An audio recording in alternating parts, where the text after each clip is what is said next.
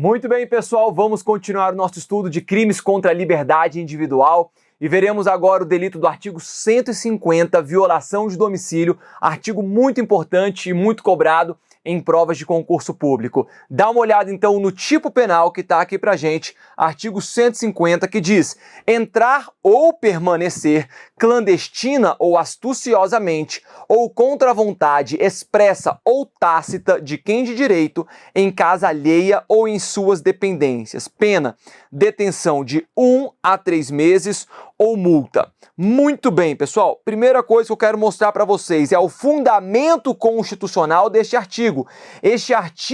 Este delito está fundamentado no artigo 5º, inciso 11 da Constituição Federal, que diz que a casa é asilo inviolável do indivíduo, ninguém nela podendo penetrar sem consentimento do morador, salvo em caso de flagrante delito ou desastre, ou para prestar socorro, ou durante o dia, por determinação judicial. A casa, portanto, é asilo inviolável do indivíduo e ninguém nela pode penetrar sem consentimento do morador. E aí a própria Constituição Federal traz algumas exceções constitucionais, mas a regra é que ninguém pode penetrar em seu domicílio sem a sua devida autorização, ok? Muito bem. Eu quero que a gente analise, então, volta aqui, para a gente poder analisar estes verbos, entrar e permanecer.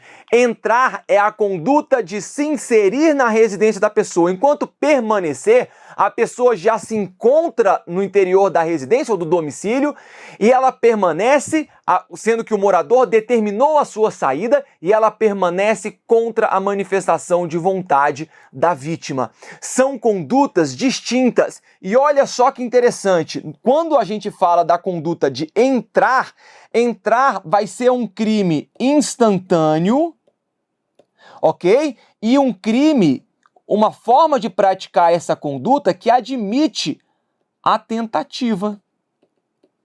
Já quando a gente fala de permanecer, nós estamos diante de um crime permanente, ok? E um crime que não admite tentativa. Porque ele já se encontra dentro do domicílio do agente. Ele simplesmente permanece por tempo ou em uma situação em que o morador já determinou a sua saída. Reparem que o domicílio é tanto entrar como permanecer. E nessa conduta de permanecer vai ser um crime permanente e que não admite a tentativa. Mas aí você vai me perguntar, professor, e se o agente entra na residência e lá permanece por horas, dias, contra a manifestação de vontade da vítima? E aí? Nós temos 2 vezes o crime da violação de domicílio? Não, é uma vez só. Por quê? Porque nós temos aqui um tipo misto, olha aí na tela, um tipo misto alternativo. Então, se eu pratico a conduta de entrar ou a conduta de permanecer, ou então se eu pratico ambas as condutas no mesmo contexto fático, eu continuo respondendo somente por um crime. Muito bem? Olha aqui então as formas como esse crime pode ser praticado, entrar ou permanecer, de maneira clandestina. O que é clandestina? De maneira secreta, de maneira astuciosa, usando da fraude, ou contra a manifestação, contra a vontade expressa ou tácita de quem de direito. Atenção aí ao tácita. E atenção também ao complemento desse tipo penal que diz: em casa alheia. Por que casa alheia? Casa que pertença a outra pessoa ou em suas dependências. Vem comigo. Se eventualmente você tem a sua residência tem um jardim, o domicílio é a sua residência, mas se alguém ingressa, se alguém entra no seu jardim, se alguém permanece no jardim contra a sua manifestação de vontade expressa ou tácita, nós vamos ter o crime de violação de domicílio, porque a violação de domicílio não é simplesmente violar o domicílio, é violar o domicílio ou as suas dependências, jardim, varanda, garagem e assim por diante. O que não vai entrar na violação de domicílio? Aquilo que for área pública. Então, se tem uma calçada em frente à sua casa, ah, professor, mas foi eu que coloquei esta calçada aqui, o governo não botou calçada, foi eu que comprei este piso que está aqui. mas está em área pública? Se está em área pública, alguém pode entrar, alguém pode permanecer naquele local, isso não lhe condiz, ok? Atenção também, porque trata-se de um crime, olha aqui a pena, detenção de 1 a 3 meses ou multa, então é um crime de menor potencial ofensivo, ok? Aplica aqui as disposições da Lei 9.099 dos Juizados Especiais Criminais. Eu tô fazendo uma bagunça aqui, deixa eu apagar, porque eu tenho outros comentários a fazer com vocês e eu preciso ressaltar aonde estamos. Estamos aqui agora, eu quero falar sobre isso. Entrar ou permanecer clandestino, oficiosamente ou contra a vontade expressa ou tácita de quem dê direito. Galera, vem comigo. Por que o legislador não falou contra a manifestação expressa ou tácita do proprietário? Porque nem sempre o proprietário é quem tem o direito de admitir ou impedir pessoas em sua residência. Imagina que você mora num aluguel, num apartamento alugado. O proprietário pode chegar no seu apartamento alugado e falar, eu vou entrar? Ou falar, eu autorizo o João a entrar na sua casa porque a casa que você mora me pertence? Eu sou o proprietário dessa casa, desse apartamento? Claro que não. Se você é um inquilino, se você mora de aluguel, é você quem tem o direito de admitir ou impedir pessoas em sua residência. Se você vai a um camping, tá bom? Um camping, e você pega a sua barraca, monta a sua barraca lá no camping, por acaso pode o dono do camping entrar na sua barraca? De forma alguma. Aquela barraca, naquele momento, é um asilo inviolável. É um local em que ninguém pode adentrar sem a sua autorização. Por quê? Porque é você quem tem o direito sobre aquela barraca naquele momento. Ok? Então, muito cuidado com essa expressão a quem de direito, porque não necessariamente será o proprietário, ok? Outro ponto interessante desse delito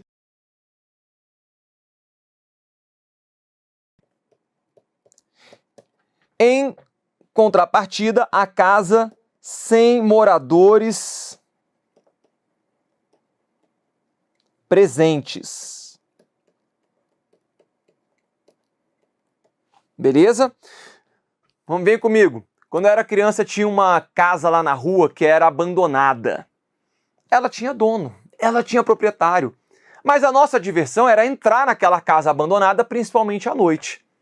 E mais, tinha lá um sinal dizendo, ninguém deve entrar aqui nessa casa, ninguém pode entrar aqui nessa casa, e mesmo assim a gente entrava. Tá certo que a gente era menor de idade, mas ainda que a gente fosse maior de idade à época, não haveria crime. Sabe por quê? Porque tratava-se de uma casa desabitada, uma casa abandonada. E se a casa está abandonada, se a casa está desabitada, ninguém mora lá, é uma casa que está à venda, é uma casa que está aberta para aluguel, não há que se falar no delito de violação de domicílio. É diferente, olha aqui, da casa sem moradores presentes.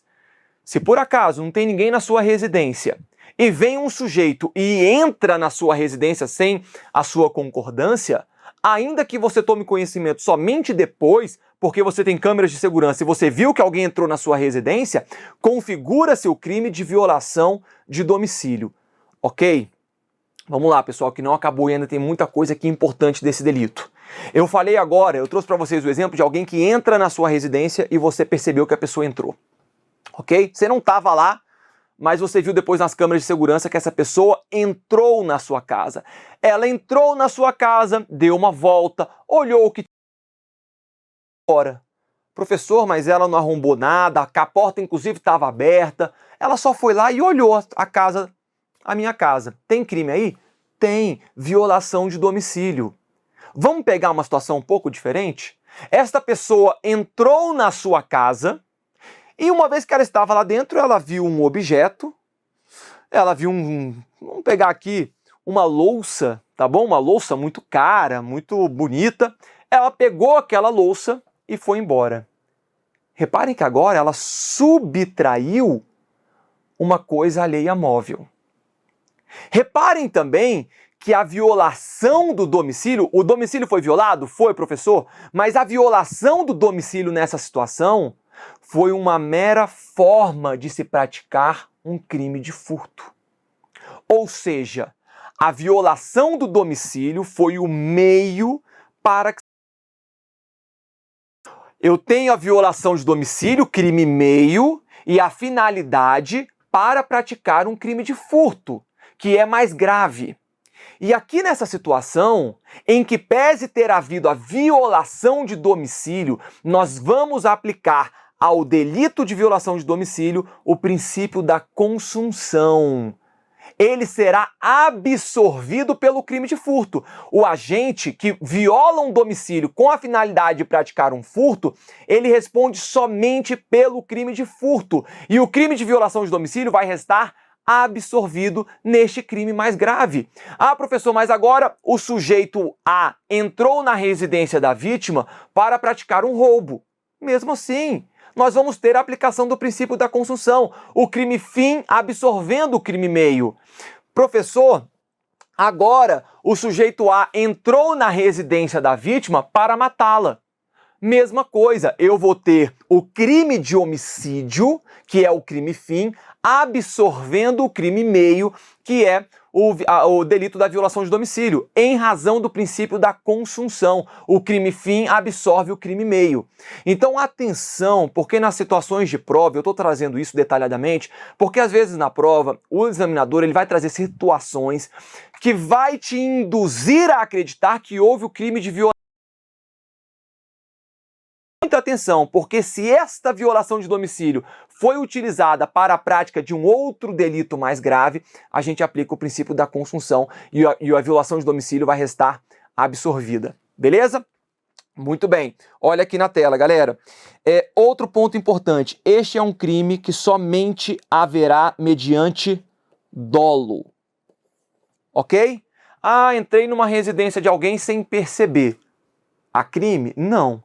Ah, mas você foi negligente. Ah, então você agiu de uma maneira culposa. Este delito comporta a modalidade culposa? Não. Então somente haverá o delito de violação de domicílio quem viola dolosamente um domicílio alheio. Beleza? Outro ponto importantíssimo. Este crime é um crime de ação penal pública incondicionada. Muita gente é levada a crer que este crime seria condicionado à representação, seria um crime de ação penal de iniciativa privada, e as provas cobram esse detalhe. Não, o crime de violação de domicílio é um delito de ação penal pública incondicionada, e nisto nós podemos ver a força que tem o domicílio para o ordenamento jurídico brasileiro. Trata-se de um direito tão importante do cidadão, essa questão do domicílio, da inviolabilidade domiciliar, que, havendo a violação de domicílio, independentemente da manifestação de vontade da vítima, haverá a persecução penal em relação ao autor. Tranquilo? Então, deixa eu colocar aqui também, olha, o nosso APPI. É um crime de ação penal pública incondicionada. Beleza, pessoal? Muito bem. E mais uma classificação que é interessante vocês terem também. Este aqui é um crime de mera conduta. Tá bom? É um crime de mera conduta. Não é um crime formal, não é um crime material, é um crime de mera conduta. Por quê? Porque não há qualquer resultado neste delito. É simplesmente entrar. Ah, professor, mas tem que entrar e a pessoa tem que sentir que o seu domicílio foi violado? Não. Tem que entrar e gerar algum tipo de prejuízo? Não. É um crime de mera conduta. O agente ingressou, entrou ou permaneceu em residência alheia contra a manifestação de vontade de quem de direito, vamos ter a consumação do crime de violação de domicílio. Beleza?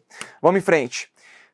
Parágrafo 4º. Olha só o parágrafo 4º, galera. Diz o seguinte, por que eu não vi ainda os parágrafos 1º a 3º? A gente vai ver depois. Eu vim direto para o parágrafo 4º para que a gente possa compreender o que é compreendido, o que é entendido como a expressão casa, como essa expressão, o que vai ser considerado casa para fins da violação de domicílio. O que é compreendido então? Qualquer compartimento habitado, tá bom? Qualquer lugar que a pessoa use para habitar, viver, morar, dormir, trailer, barraca, enfim, qualquer lugar que ela use para viver, para habitar. para o próximo. A expressão casa compreende aposento ocupado de habitação coletiva. O que é uma habitação coletiva? Hotéis, por exemplo. Aquele quarto de hotel em que você se encontra hospedado, tá bom? Aquele quarto de hotel em que você se encontra hospedado é um aposento ocupado de habitação coletiva. Logo, você que está hospedado no hotel, se alguém entra naquele quarto sem a sua autorização, de maneira dolosa, vai incidir o crime de violação de domicílio. É diferente do caso da camareira, né, que às vezes você coloca aquele não perturbe lá para a camareira não entrar, mas ela acaba entrando porque ela não viu. Pessoal, houve violação de domicílio? Somente culposa, e aí não é crime. Mas você determinou, não é para ninguém entrar aqui no meu quarto. E a camareira viu aquilo e fala, mas eu quero entrar mesmo assim porque eu quero ver o que tem aqui dentro. Opa, aí eu tenho uma violação de domicílio, tá bom? Então o quarto de hotel é considerado casa para fins de aplicação do artigo 150 do Código Penal. Inciso 3º, a expressão casa compreende compartimento não aberto ao público, onde alguém exerce profissão ou atividade. Pessoal, com certeza vocês já foram em escritório de advocacia, ou então em um consultório médico. Quando a gente vai nessas clínicas, nesses locais onde alguém exerce uma profissão, existe uma área pública. Aquela área pública, recepção, obviamente é uma área em que qualquer pessoa pode entrar e não será considerado casa para fins penais. Entretanto, se alguém ingressa na sala do advogado, se alguém entra ou permanece na sala do médico, quer ver uma outra situação? Restaurante. Restaurante é um local público. Entretanto, dentro deste local público restaurante, existe uma salinha que é onde o gerente do restaurante está lá trabalhando, vendo as contas do restaurante. Aquela salinha onde ele trabalha é considerado casa para fins de aplicação da violação de domicílio, ok? Então, compartimento não aberto ao público, olha na tela, onde alguém exerce profissão ou atividade. E vamos ver já logo o parágrafo 5º, que vai trazer o que não se considera, o que não se compreende dentro da expressão casa. Então está fora da expressão casa, hospedaria, estalagem ou qualquer outra habitação coletiva, hotéis, né? Enquanto aberta, salvo a restrição do número 2 do parágrafo anterior. Então, atenção, obviamente os quartos de hotel, por exemplo, são considerados casas para fins de violação de domicílio. Entretanto, o saguão do hotel, eventualmente a piscina do hotel, ela não pode ser considerada casa para fins penais, beleza? Inciso 2º, taverna, casa de jogo e outras do mesmo gênero. Professor, o que é caverna? Galera, restaurantes, tá bom? Casa de jogos, aí pode ser um cassino, algum local onde eventualmente tenha jogos lícitos. E outras do mesmo gênero, são locais de diversão. A gente pode dizer aí cinema, teatro, são locais que não podem estar compreendidos dentro deste conceito de casa, beleza? Muito bem. Agora que a gente já viu o que se compreende dentro do conceito de casa e o que não se compreende, vamos retornar para o parágrafo 1º, que diz o seguinte: se o crime é cometido durante a noite, ou em lugar ermo, ou com emprego de violência ou de arma, ou por 2 ou mais pessoas, pena detenção de 6 meses a 2 anos, além da pena correspondente à violência. Logo, o parágrafo 1º vai trazer para mim uma forma qualificada do crime de violação de domicílio. E reparem que eu tenho várias formas, várias qualificadoras neste parágrafo 1º. Eu tenho uma qualificadora se o crime é cometido durante a noite, é uma qualificadora. Em lugar ermo, é outra qualificadora. O que é lugar ermo, professor? Local afastado das comunidades urbanas, tá bom? Com o emprego de violência, eu tenho aqui uma 3ª qualificadora, ok? Com o emprego de arma, eu tenho uma 4ª qualificadora. Reparem que o conceito de arma aqui foi falado de uma maneira aberta. A lei, nesse ponto, não restringiu a arma de fogo. Então, se for praticado um crime de violação de domicílio com qualquer arma, seja uma arma branca, uma arma de fogo, uma arma, vai incidir nessa qualificadora do parágrafo 1º. E uma 5ª possibilidade, quando a violação de domicílio é praticada por 2 ou mais pessoas. Reparem, portanto, que nós temos, então, 5 qualificadoras. A pena continua sendo de menor potencial ofensivo, tá bom? Mas é um pouco mais grave. Nós temos também, dentro desta hipótese, violência. Se a qualificadora, se a violação de domicílio for praticado com violência, o agente vai responder também pela pena correspondente à violência. Então, praticou uma violação de domicílio, praticando lesão corporal leve contra a vítima, o agente vai responder pelo artigo 150, em concurso, na verdade, parágrafo 1º, em concurso material com a pena do artigo 129 do Código Penal, que vai trazer a lesão corporal leve, beleza? Determinação aqui, uma de concurso material obrigatório em relação quando houver a violência. Outro ponto importante, pessoal, reparem que aqui uma das qualificadoras é quando o crime é cometido durante a noite. Vem comigo. O que é considerado noite aqui? O que é considerado noite? A partir de que horas eu posso dizer que houve uma violação de domicílio qualificada porque essa violação foi praticada durante a noite? Pessoal, não há um posicionamento pacífico em relação ao que vai ser considerado noite. Na verdade, há uma polêmica muito grande, principalmente entre duas doutrinas.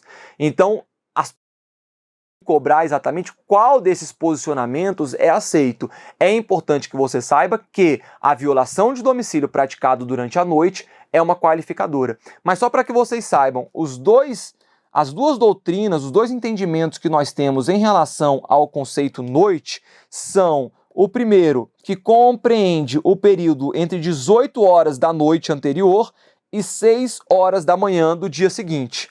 Outro conceito, outra doutrina vai adotar o chamado critério físico astronômico. E de acordo com o critério físico astronômico, será a noite entre o pôr do sol e o nascer do sol do dia seguinte. Então, se pôs o sol, ainda que você veja um pouco de luz, mas o sol se pôs, nós já temos noite. O sol nasceu, começou a aparecer o sol, eu tenho dia. Esse é o critério físico astronômico. E ele é mais variável, uma vez que eventualmente poderia ter um horário de verão, que o sol só vai se pôr às vezes às 8, mais ao sul do país, quase às 9 da noite.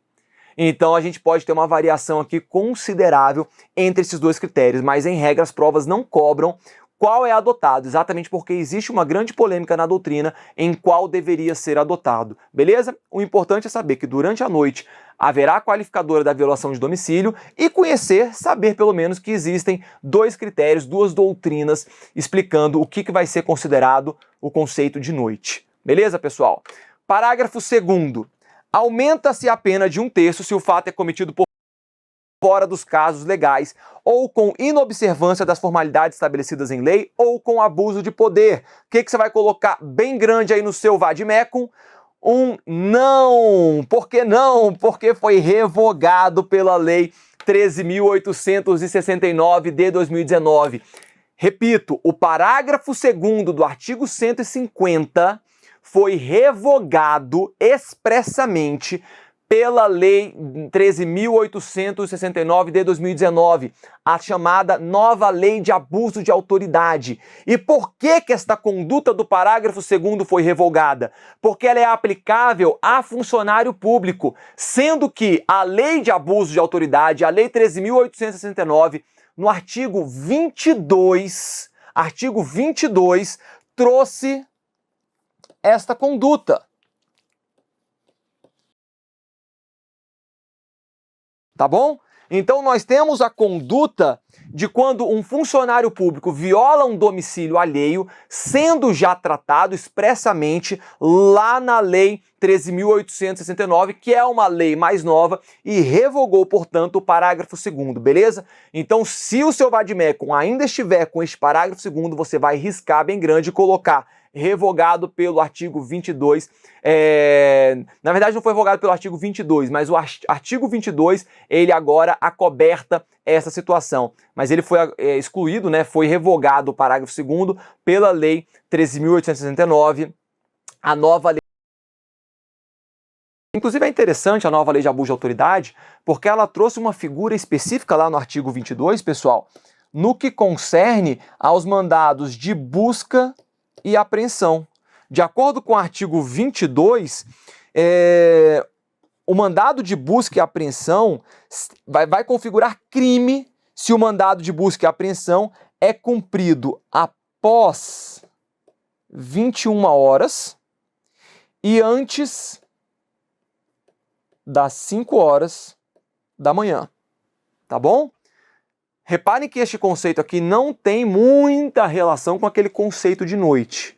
Aqui é uma conduta específica que a nova lei de abuso de autoridade trouxe, dizendo, olha, se um funcionário público cumpre um mandado de busca e apreensão entre 21 horas da noite e 5 horas da manhã do dia seguinte, neste horário, neste período, nós vamos ter aí o crime de abuso de autoridade lá do artigo 22 da nova lei de abuso de autoridade. Beleza? Então atenção, é interessante ter essa noção, principalmente se cair a nova lei de abuso de autoridade no seu concurso. Vamos em frente, parágrafo 3º. Não constitui crime a entrada ou permanência em casa alheia ou em suas dependências, primeiro, durante o dia, com observância das formalidades legais, para efetuar prisão ou outra diligência. Então, olha, a polícia tem lá um mandado judicial determinando a busca e apreensão ou determinando que se cumpra um mandado de prisão. Pode a polícia, durante o dia, violar o domicílio para cumprir o mandado de busca e apreensão? Pode. Pode a polícia, durante o dia, violar um domicílio para cumprir um mandado de prisão? Pode. Pode o oficial de justiça violar um domicílio para penhorar bens diante de um mandado judicial?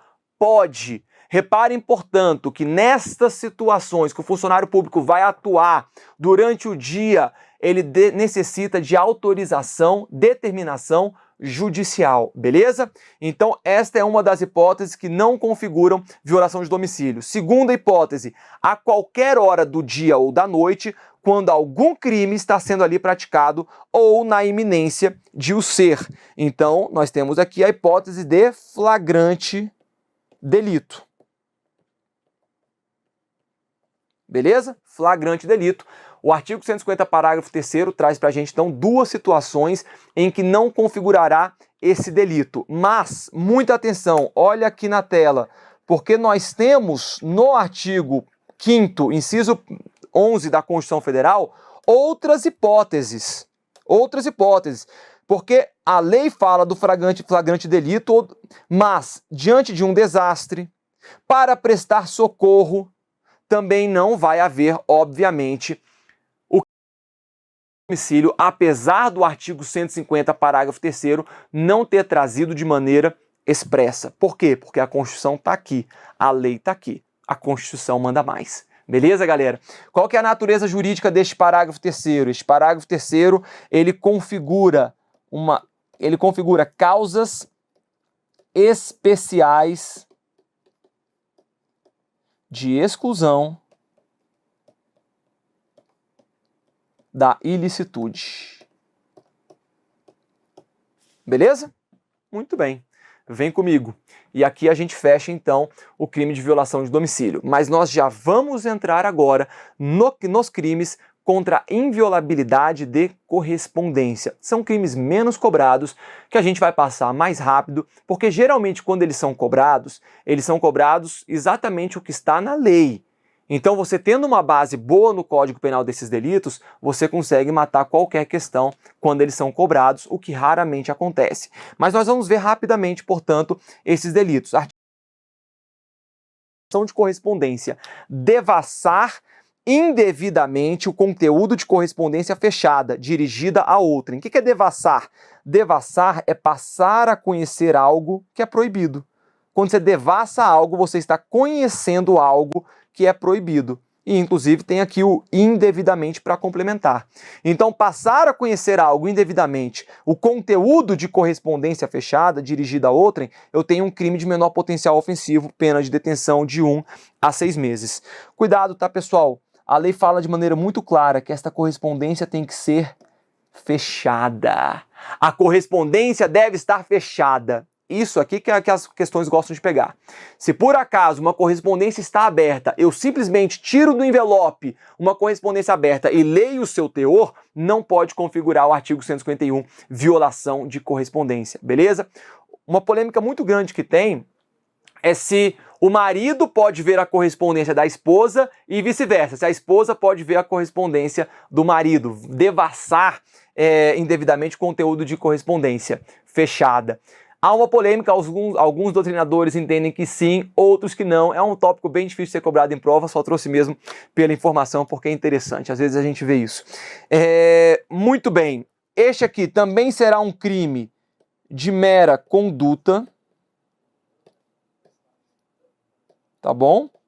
Este também é um crime de mera conduta e é um crime, olha que interessante, de dupla subjetividade passiva. Crime de dupla subjetividade passiva. Por que é um crime de dupla subjetividade passiva? Um crime que nós temos duas vítimas, dois sujeitos passivos. Porque as vítimas aqui serão tanto o remetente quanto o destinatário dessa correspondência. Aquele que envia a correspondência, aquele que recebe a correspondência. Ambos tiveram essa correspondência sendo devassada, sendo violada, e, portanto, ambos serão considerados vítima desse delito, beleza? Mas temos alguns parágrafos aqui no artigo 151. O parágrafo 1º diz, na mesma pena incorre quem se apossa indevidamente de correspondência alheia, embora não fechada, e no todo ou em parte a sonega ou destrói. Então, reparem que se alguém pega uma correspondência de ainda que ela não esteja fechada, mas esconde ela, destrói a correspondência de outra pessoa, nós vamos ter aqui essa mesma pena nessa hipótese de sonegação ou destruição de correspondência. Aqui não há uma violação de correspondência, mas sim uma sonegação ou destruição. Inciso 2º, violação de comunicação telegráfica, radioelétrica ou telefônica. Inciso 2º, mesma pena, quem indevidamente divulga, transmite a outrem ou utiliza abusivamente comunicação telegráfica ou radioelétrica dirigida a terceiro, ou conversação telefônica entre outras pessoas. Então, aqui nós temos a conduta de quem divulga ou transmite a conversação telefônica, pode vir comigo, radioelétrica, comunicação entre as pessoas. Tem que tomar só um cuidado aqui, principalmente nas provas que cobrarem a lei 9296 de 96, que é a lei das interceptações telefônicas, tá bom? Porque a lei da interceptação telefônica, ela, lá no artigo 10, ela vai trazer um delito de quem divulga, não, dentro dessa lei, né? De quem divulga essas conversações quando realizando uma interceptação telefônica, tá bom? É a conduta que está aqui no Código Penal, porque lá do artigo 10 da Lei 9296 é no contexto da interceptação telefônica, beleza? Só atenção nessa diferenciação.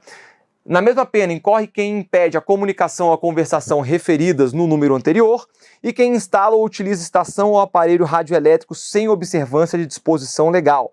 Parágrafo 2º, as penas aumentam-se de metade se há dano para outrem. Metade, pessoal, é isso aqui, tá bom? Não é isto aqui é dobro. Então as penas aumentam-se da metade se há dano para outrem. Parágrafo 3º, se o agente comete o crime com abuso de função em serviço postal, telegráfico, radioelétrico ou telefônico, pena detenção de 1 a 3 anos. Esta hipótese do parágrafo 3º tem muito interesse para a empresa de telégrafos e correios, os correios brasileiros. Vão se aplicar a, eventualmente, aquele agente público que trabalha nos correios, que tem acesso a essas correspondências e vem eventualmente a violá-las, ok? Vou repetir, se o agente comete o crime com abuso de função em serviço postal, telegráfico, radioelétrico ou telefônico, pena detenção de 1 a 3 meses, passa a ser um delito de médio potencial ofensivo. E este crime é um crime que somente se procede mediante representação, salvo nas hipóteses do parágrafo inciso 4º e do parágrafo 3º. Então, na hipótese do carteiro, é um crime de ação penal pública incondicionada. Na hipótese do inciso 4º, também. Entretanto, pessoal, cabe eu só fazer um adendo aqui, em algumas situações que foram tacitamente revogadas, tá bom? Tanto o inciso 1º quanto o inciso 4º, parte da doutrina entende que eles estão tacitamente revogados. Tá bom? O inciso 1º pela lei 6.538 de 78 e o inciso 4º pela lei 4.117 de 62. Temos então condutas mais recentes que regulam esses tipos penais. Beleza, pessoal? E aí o artigo 152 do Código Penal que diz o seguinte: abusar da condição de sócio ou empregado de estabelecimento comercial ou industrial para, no todo ou em parte, desviar, sonegar, subtrair ou suprimir correspondência, ou revelar a estranho seu conteúdo. Pena, detenção de 3 meses a 2 anos, logo, crime de menor potencial ofensivo. Parágrafo único, somente se procede mediante representação. Reparem que no artigo 152 não é simplesmente violar correspondência. Eu tenho aqui uma correspondência comercial. Eu estou falando de um delito, um crime próprio. Olha só, por que ele vai ser um crime próprio? Porque ele somente pode ser praticado pelo sócio ou empregado do estabelecimento que usa essa condição de sócio, usa a condição de empregado de um estabelecimento comercial ou industrial para desviar, sonegar, subtrair ou suprimir correspondência ou revelar a estranho o seu conteúdo. Tranquilo? Inclusive, a doutrina entende que é admissível aqui o princípio da insignificância a este crime, desde que, obviamente, aquele conteúdo que foi revelado, aquela correspondência que foi revelada, não gere qualquer tipo de dano aí para a empresa. Tranquilo? Vamos supor que alguém acha que está com uma carta extremamente importante, uma correspondência extremamente importante, o segredo, vamos botar aqui, o segredo químico dos ingredientes da Coca-Cola. E aí vem o funcionário achando que está com aqueles ingredientes, leva isso para um concorrente, mas na verdade o que estava lá era simplesmente a conta de luz da fábrica. Entendeu? Não há uma relevância. Entende a doutrina, portanto, que a gente poderia aplicar aqui o princípio da insignificância nessa conduta. Outro ponto importante, quem que é o sujeito passivo da correspondência comercial? Quem que é o sujeito passivo? Quando um sócio, um empregado abusa da sua condição para violar uma correspondência, né? Revelar o seu teor para outrem. Nós vamos ter aqui como sujeito passivo a pessoa jurídica, tá bom? Então atenção, porque o sujeito passivo, ele vai ser, na verdade, aqui, olha, o estabelecimento comercial ou industrial que teve essa correspondência desviada, sonegada, subtraída ou suprimida. Beleza, galera? Vamos fechar por aqui então. Próximo bloco, continuamos crimes contra a liberdade individual. Até lá.